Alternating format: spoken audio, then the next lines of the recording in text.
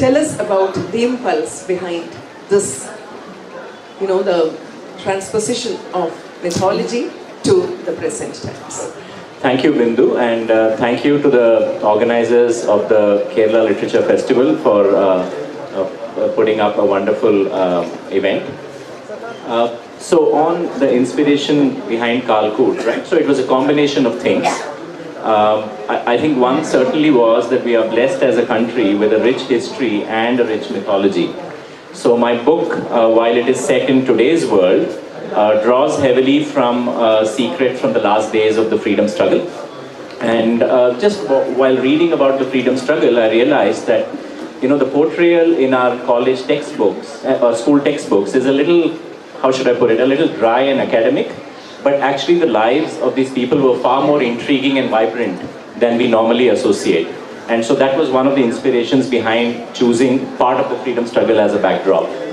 The other, and the name KAALKOOT, I don't know how many of you are familiar with what KAALKOOT actually means. Do any of you know what KAALKOOT actually means?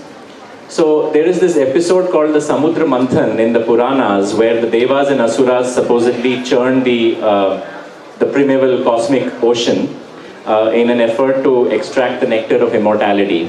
What actually came out first was this dreaded poison called halahal.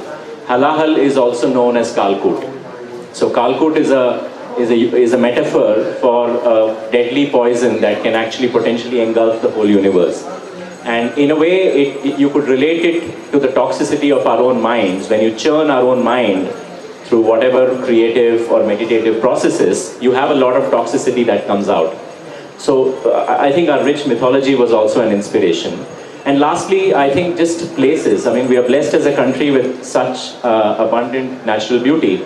So a significant part of the book is actually set in the Himalayas. And one doesn't have to say too much to visualize how inspiring the Himalayas can be. So that was the inspiration behind the book.